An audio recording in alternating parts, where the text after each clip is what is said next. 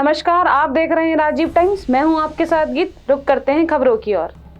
भोपाल में एमपी मंत्रालय ने कर्मचारियों के लिए नई अटेंडेंस व्यवस्था लागू की है, जिसमें चेहरे और रेटिना स्कैन के माध्यम से पहचान की जाएगी। यह व्यवस्था 1700 कर्मचारियों पर लागू होगी और 24 जनवरी 2025 तक सभी कर्मचारियों को आधार आधारित फेस अटेंडेंस आईडी बनवानी होगी। मंत्रालय में प्रवेश और निकास के समय चेहरा और आंखों का रेटिना स्कैन अनिवार्य होगा। इसके साथ एआई की मदद से चेहरे में होने वाले उम्र के बदलाव का पता लगाया जा सकेगा। भोपाल में मुख्यमंत्री डॉक्टर मोहन यादव ने कलेक्टर और पुलिस अधीक्षकों के साथ एक महत्वपूर्ण बैठक की। इस बैठक में किसानों को प्रति हेक्टेयर 150 रुपए देने की घोषणा की गई।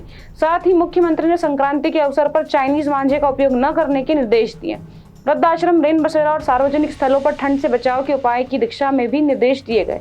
मुख्यमंत्री ने विद्यालयों में ठंड के कारण समय परिवर्तन पर भी विचार किया और छात्रावासों का निरीक्षण करने के लिए आदेश दिए। भोपाल के अशोका गार्डन क्षेत्र में घरों के बाहर खड़े वाहनों में शीशे तोड़ने वाले आरोपियों को पुलिस ने गिरफ्तार किया। ये घटनाएं नवाब कॉलोनी में हुई थी और क्षेत्रीय लोगों द्वारा पुलिस की राशि गश्त पर सवाल उठाए गए थे। पुलिस ने आरोपियों को गिरफ्तार कर उनका जुलूस निकाला ताकि क्षेत्रवासियों में उनका डर पैदा किया जा सके। भगवान रामलला की प्राण प्रतिष्ठा की 1 साल की वर्षगांठ भोपाल में भी मनाई गई। इस अवसर पर भाजपा प्रदेश अध्यक्ष वीडी शर्मा ने प्राचीन राम मंदिर में पूजा अर्चना की। उन्होंने इसे ऐतिहासिक दिन बताया और कहा कि यह दिन भारतीयों के लिए गर्व का दिन है। बीजेपी जिला अध्यक्ष की सूची में देरी पर उन्होंने कहा कि यह सामान्य प्रक्रिया है और जल्द ही सूचना जारी होगी। साथ ही इंदौर में एमआईसी सदस्य के इस्तीफे पर भाजपा प्रदेश अध्यक्ष ने कहा कि संगठन इस मामले को गंभीरता से ले रहा है। आज पूरी दुनिया के लिए, देश के लिए, सकल हिंदू समाज और सभी भारतीयों के लिए आज एक ऐतिहासिक दिन है कि आज ही के दिन द्वादशी तिथि को 1 वर्ष पूर्व 500 वर्षों के इंतजार के बाद रामलला विराजमान अयोध्या के अंदर हुए थे। पूरी दुनिया उमंग और उत्साह के साथ ऐसा क्षण जो संपूर्ण समाज के लिए आया था, आज 1 वर्ष पूर्ण हो रहा है। पूरा देश, पूरी दुनिया के भारतीय हिंदू समाज के लोग आज 1 वर्ष पूर्ण होने पर सभी राम मंदिरों में, अन्य मंदिरों में रामलला की प्राण प्रतिष्ठा के 1 वर्ष पूर्ण होने पर आज उत्साह और उमंग के साथ हम सब लोग आज मना रहे हैं। मैं भी भोपाल के राम मंदिर में आकर के आरती की है और आज के दिन पूरा देश उत्साह और उमंग के साथ 1 वर्ष पूर्ण होने पर इस अवसर को ऐतिहासिक दिन के तौर पर हम सब मना रहे हैं। केंद्रीय कृषि मंत्री और मध्य प्रदेश के पूर्व मुख्यमंत्री शिवराज सिंह चौहान ने जीतू पटवारी के घर जाकर बेटे की शादी का निमंत्रण दिया। इसी दौरान उन्होंने राज्यपाल, बीजेपी नेता उमा भारती, वीडी शर्मा जैसे नेताओं को भी आमंत्रण दिया। आज मैं शादी के कार्ड देने जा रहा हूँ। गवर्नर साहब को भी जा रहा हूँ, उमा जी को भी दिया, मुख्यमंत्री जी को भी दे रहा हूँ, वीडी शर्मा जी को भी दे रहा हूँ, सबको दे रहा हूँ। जीतू पटवारी ने भाजपा पर हमला करते हुए कहा कि मोदी जी ने संविधान में बदलाव की बात की है। उन्होंने भाजपा के नेताओं पर बाबा साहब अम्बेडकर और उनके विचारों का मजाक उड़ाने का आरोप लगाया। पूरे देश में जब लोकसभा के चुनाव हुए तो भारतीय जनता पार्टी नरेंद्र मोदी जी ने नेगेटिव सोच किया कि अब की बात 405। पूरे देश में जिस तरीके का इसका जवाब दिया, भारतीय जनता पार्टी के सांसदों ने कहा कि इसलिए 405 सीटें चाहिए कि हमें संविधान में बदलाव करना है। आरएसएस और भारतीय जनता पार्टी के सैकड़ों ऐसे उदाहरण हैं जिन्होंने संविधान पर सवाल उठाए और समय समय पर आरक्षण को भी चुनौती दी। जब आरक्षण को चुनौती भारतीय जनता पार्टी और आरएसएस और उसके नेता दे रहे थे तो इस देश में एक सवाल खड़ा हो रहा था। वो सवाल था कि क्या इस देश के संविधान को नरेंद्र मोदी, आरएसएस और भारतीय जनता पार्टी बदल देंगे क्या? तब राहुल गांधी जी ने एक सामाजिक क्रांति की, एक राजनीतिक क्रांति की और संविधान की पुस्तक हाथ में ली और उन्होंने देश के सामने संविधान बचाने की अपील की, जिसके के कारण 234 सीट पर भारतीय जनता पार्टी सिमट गई, 240 सीट पर सिमट गई। साथियों, अभी महात्मा गांधी को लेकर भारतीय जनता पार्टी आरएसएस गोडसे को महान बताती है और गांधी के खिलाफ सवाल खड़े करती है। भारतीय जनता पार्टी नरेंद्र मोदी और आरएसएस नेहरू के व्यक्तित्व पर, नेहरू जी के व्यक्तित्व पर सवाल उठाती है। इस देश के भाईचारे को समाप्त करने के लिए अलग अलग तरीके से षड्यंत्र रचती है। इस देश में जो चुनाव आयोग है उसको भारतीय जनता पार्टी के नए भारत में, नरेंद्र मोदी के नए भारत में तोते का नाम मिला।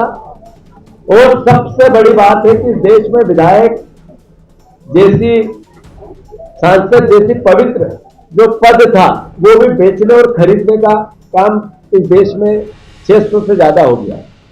ये सब बातें घोतक है इस बात की कि संविधान खतरे में है और संविधान को चुनौती दी जा रही है, संविधान को धत्ता बताया जा रहा है।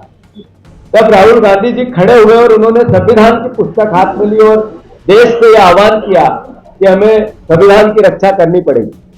तो अमित शाह जी ने संसद में खड़े होकर अंबेडकर अंबेडकर अंबेडकर अंबेडकर अंबेडकर अंबेडकर अंबेडकर के अंबेडकर जी का मजाक किया।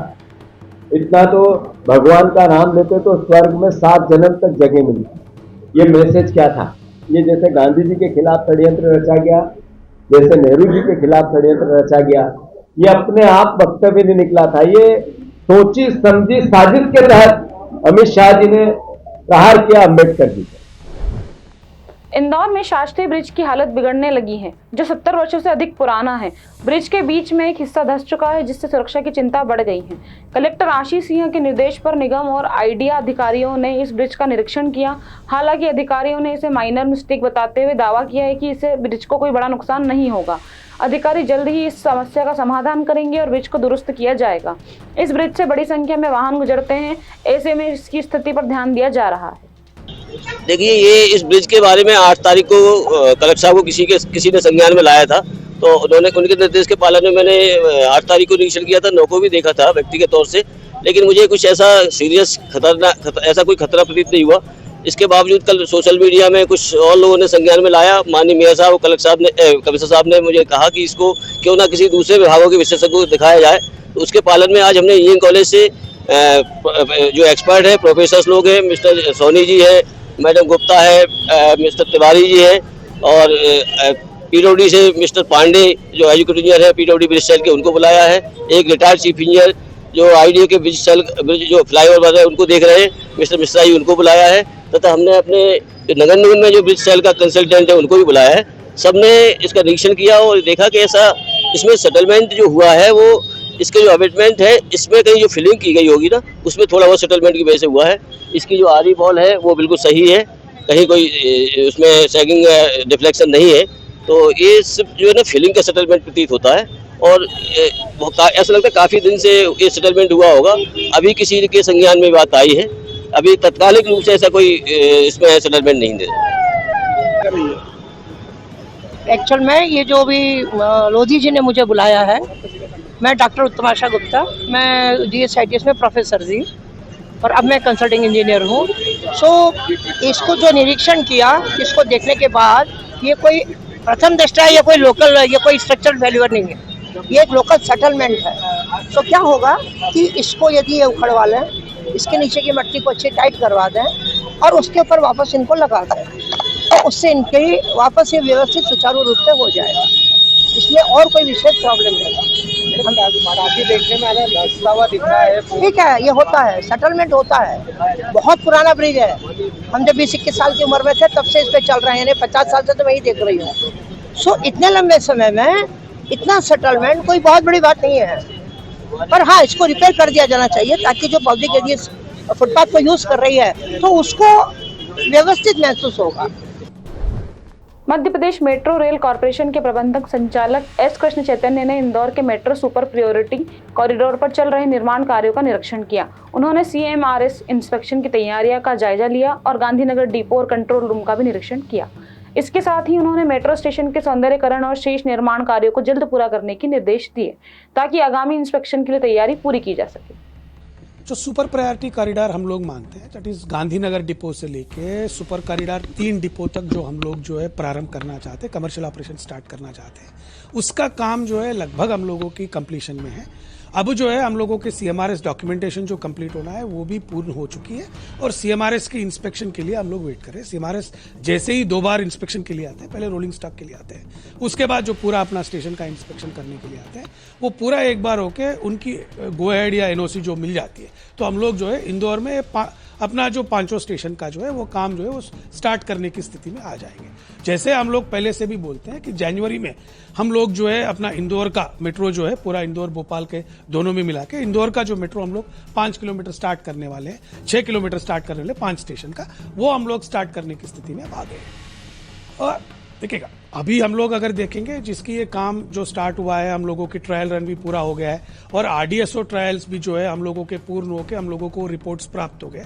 अब क्योंकि मैंडेटरी हम लोगों का सेफ्टी और सिक्योरिटी के पर्पज पे जितने भी काम होते हैं जो commissioner for metro rail safety द्वारा उनको देखते हुए ये सब देना पड़ता है, तो वो भी काम जो है हम लोगों ने पूर्ण कर लिया है और वो जैसे आके वो कंप्लीट करेंगे वो क्लियर होगा।